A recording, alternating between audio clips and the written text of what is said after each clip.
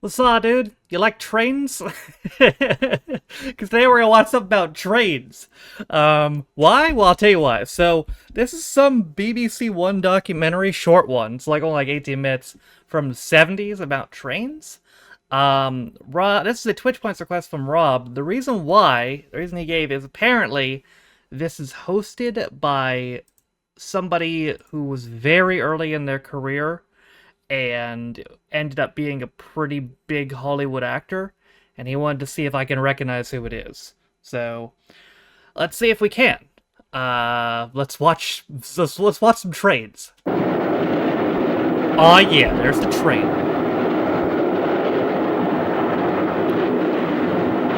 That's what I'm talking about, baby.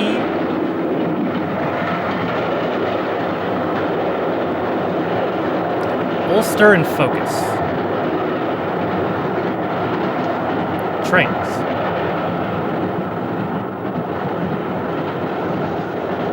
I didn't look up anything about this because Trains like these used to run all through the north of Ireland. it's supposed to be a surprise, whoever the actor Today's is. programme is all about these trains and the people who worked and travelled on them. So I'll probably get more information after. Our story starts almost 150 years ago when the first railways were being built. The railway builders had a problem: to work out ways and means of getting money. What you did if you wanted to set yourself up in the railway business was form a company.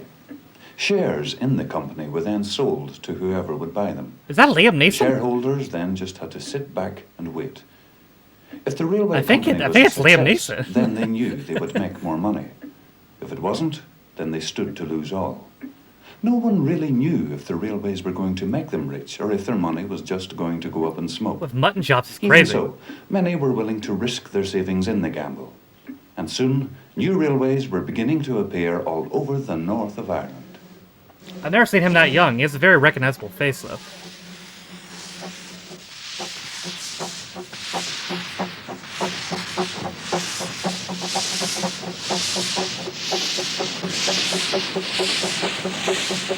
The first trains ran from Belfast to Armagh on the Ulster Railway. Passengers paid 1 shilling for the privilege of travelling first class. Those with less money to spend made the journey in an open carriage at a cost of only sixpence. Oh, that's Godov's song. Yeah, that's definitely Liam Neeson.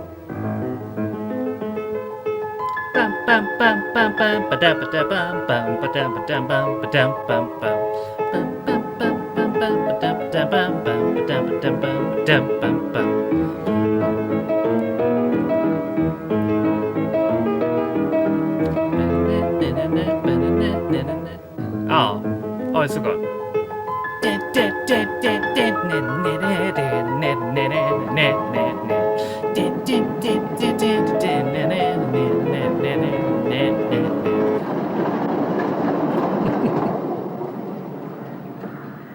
While the first railways were a great success, there were still many obstacles to be overcome. In some places, giant viaducts were built. The What? pillars had to be strong enough to support the weight of heavily laden trains. There were places where great stone bridges had to be built. They carried the railway tracks high above roadways. The railway builders were also faced with high, rocky hills. To let the trains run past, they had to cut and tunnel their way through solid rock.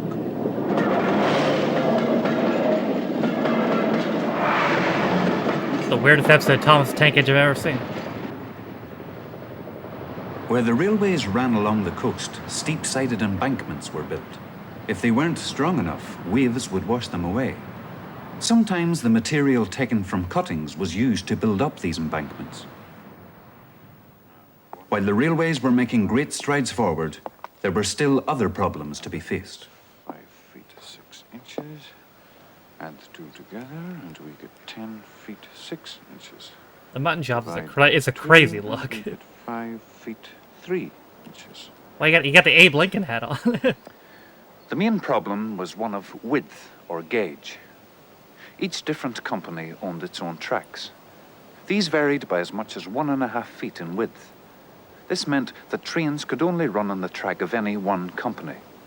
Now, the Board of Trade wanted every railway in the country to be linked together on track of a standard gauge. Major General Palsy of the Royal Engineers was called in to investigate.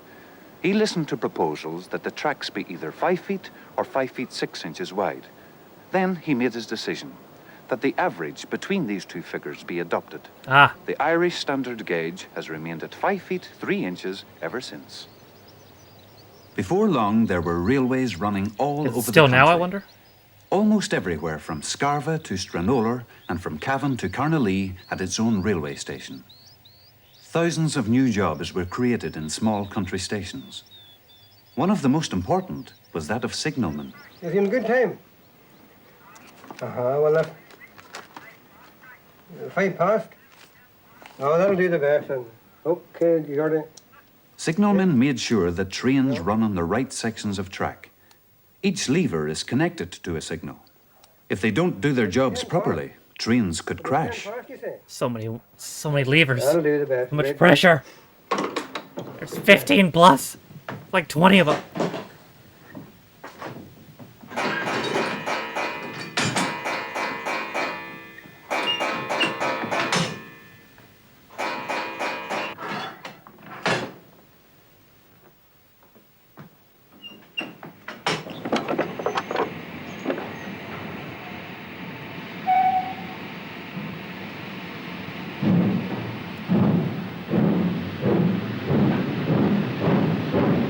In some stations, lots of trains passed through every day.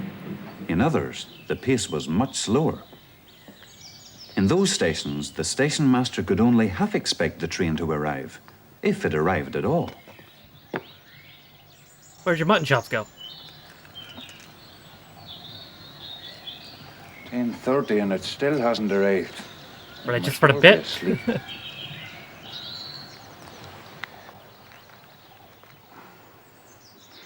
In those days, if you worked for the railways, you knew you were in a good job. You were better paid than the man breaking his back working out in the fields. And you didn't have to put up with the drudgery of looking after a machine from dawn to dusk in a factory. And with maybe only 10 trains a day, there was plenty of time to sit back and watch the world go by. And get up to a spot of mischief too. I played Subway Surfers on my iPad.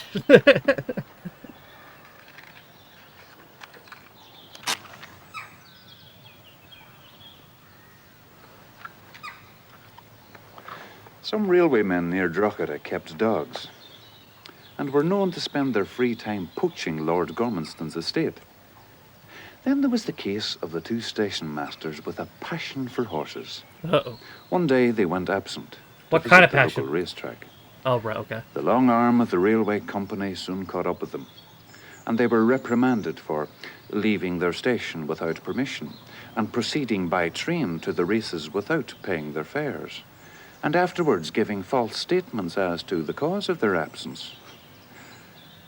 The company directors must have been racing men too. The station masters didn't lose their jobs. Bruh. That's crazy job security.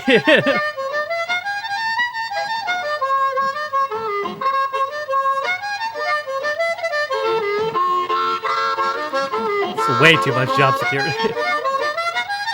Bro's going crazy on the harmonica. There's Thomas. I told you he'd be here.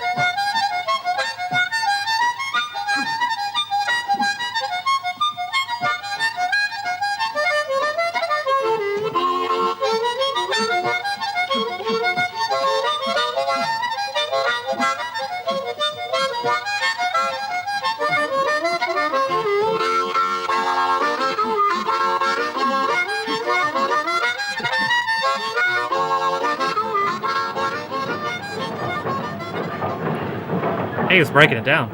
After a run at full speed, steam trains had to be brought back to the shunting yards. In the yards, men worked hard getting the engines ready for another run. Boilers were filled up with water and tenders restocked with coal. You could see all sorts of people working round the engine sheds. Boilermakers, fitters, turners and fire droppers. All of them had important jobs to do, but none as important as the men who actually drove the trains, the fireman and engine driver. The fireman and engine driver had to work together as a team. It was no easy job driving a steam train. They could weigh over 400 tons and run at speeds of up to 80 miles per hour. The fireman had to be strong, well able to shovel tons of coal, maybe as many as 5 tons on a run from Belfast to Dublin, and that 5 tons in 2.5 hours. A fireman had to work for many years before becoming an engine driver. When you got that job, you really knew you were at the top of your trade.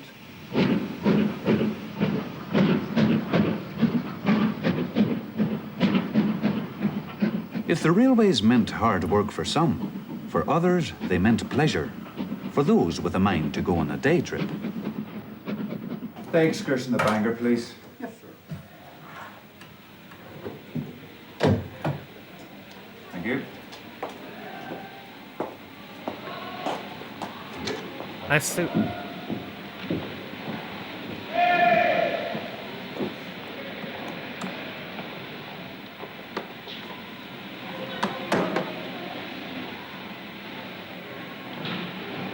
He's got the crazy mustache back. Oh, it's even crazier.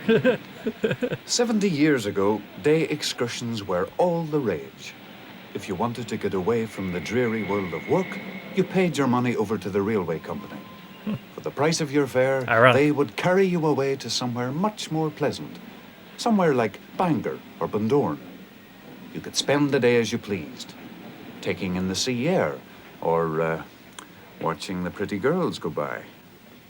You could also partake of the pleasures of sea bathing.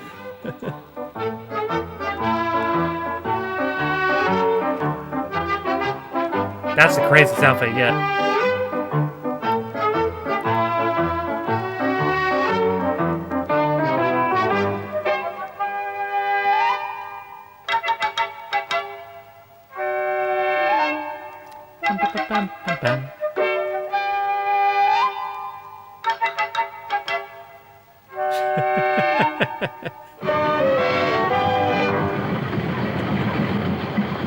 At their height, the railways had no rivals. Thousands of passengers were carried every year. Each company took great pride in giving good service.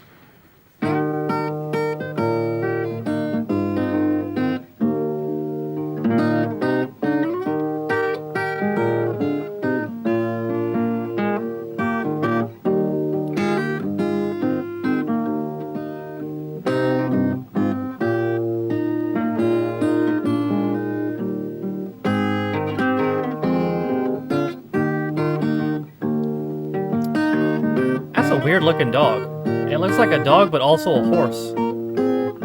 But also a fish. Pan down.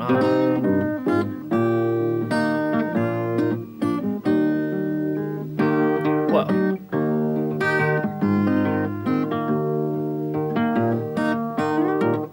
That line on left looks sassy as fuck.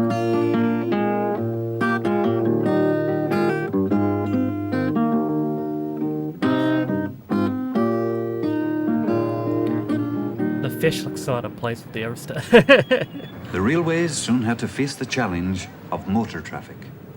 More and more goods were being carried by lorry. Passengers also were starting to turn to buses and cars. The railways were badly affected, but they soon hit back. They started playing golf instead?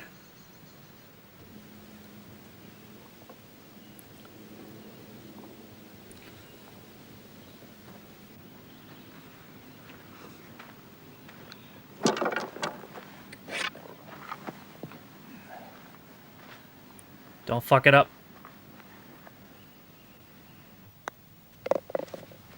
That looked closer, but it wasn't a wide shot. I think he missed. The railways were quick to take up the challenge presented by road transport. Extra trains ran every weekday, carrying people to and from work. Then, every Saturday and Sunday, there were special services. Trains like the Portrush Flyer and the North Atlantic Express ran at record speeds. Another fast train ran from Belfast to Newcastle. It was called the Golfers Express. It was everything the keen golfer could ask for. In just over an hour, you could be out on the course ready to play. Then, time to play all day, and still get back home in time for tea. Improved good to me. services weren't enough to save the steam trains. All over the country, lines were being closed. With the engines silent, station after station was abandoned and left empty. And vandalized for some reason.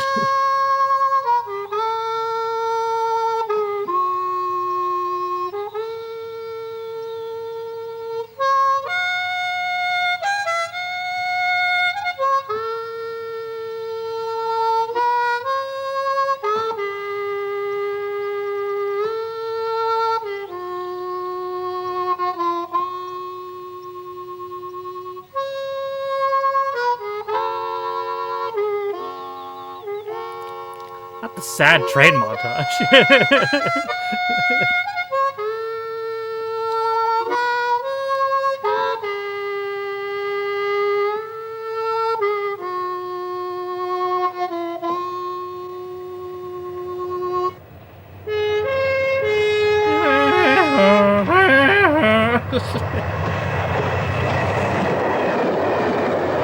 Hey, do be zooming.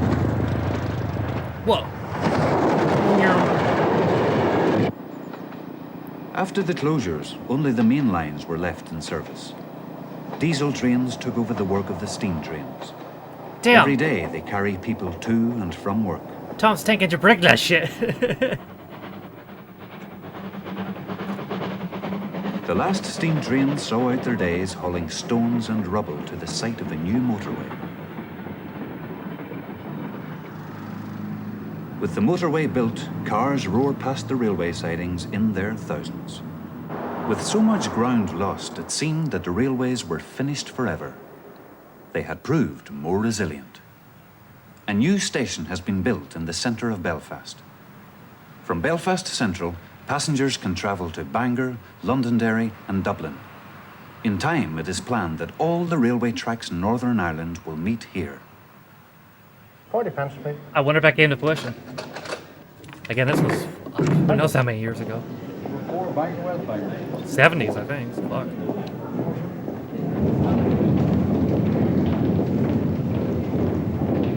I wonder what trains in Northern Ireland are like now. Gotta have a couple Northern Irish viewers. Let me know how The trains pride of the new are. service is the Enterprise Tell me Express. about your It trains. runs south to Dublin. Please. With everyone safely aboard, the fastest train in the country today is ready to go. Ready for action.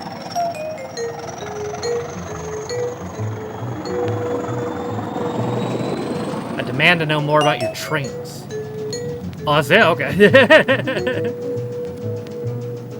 It's ended on a positive note.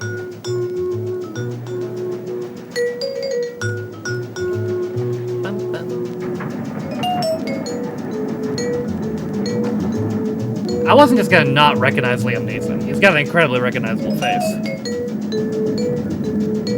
Come on now.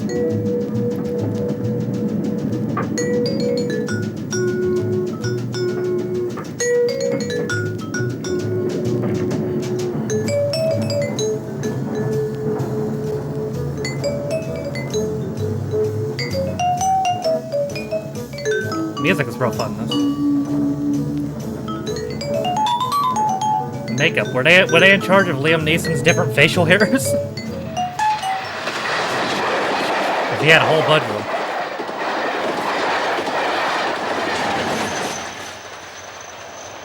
Thus, Liam Neeson was never seen again. Okay, so according to IMDb, because it doesn't have a Wikipedia page, Ulster and Focus had episodes in between 1967 and 1994. It was just exploring different aspects of life in Northern Ireland, both past and present. Actually, Google says the first episode is actually 1970, so that disputes it a little bit. And Google also says that it went to 2002, so it seems there's no Wikipedia page. It seems there's some dispute here on when it actually started. What about, here we go, Broadcast for Schools. Oh no, Broadcast for Schools said it was in the 60s as well. Yes, I think IMDb is actually right about the time. 67 and 94 seems about right. Oh no, actually, the 67. Okay, it's in the middle. It's in the middle. No, it's okay. I figured it out. It ran 67 to 94. It was last repeated in 2002. There you go. Okay, so that's why it said 2002. Last repeated in 2002. This was the second ever thing Liam Neeson was ever in, television-wise. He was also in Play for Today that same year. He was also in his first film that same year too, called Pilgrim's Progress. So, yeah, this was one of the first things that Liam Neeson ever did. That's pretty cool, honestly. He's always basically looked the same. He's got unbelievably recognizable face. He's always pretty much looked exactly the same. Well, as a young man, as a young boy, I grew up and I fucking love trains. Seriously, I love trains growing up. So honestly, whenever there's a good, even now, even there's a good program, we used to talk about trains. Fuck it, I'm down. I'm down talking about trains. Sounds good to me, brother. But yeah, that is it for me today. I hope you guys enjoyed it. Thank you, Rob, for using your points on this. And thank you guys for watching. If you liked the video, be sure to leave it a like. If you didn't like it, don't. If you want to follow any of my social media links, are all in the video description. Full names on my Patreon. So you didn't know you could be Patreon me for as little as £1. And you get X reaction videos, as well as reading concept daily, sometimes more. With all being said, though, my name is Taffy. It's been my reaction to Ulster and Focus Trains. I'll see you guys next time. Bye.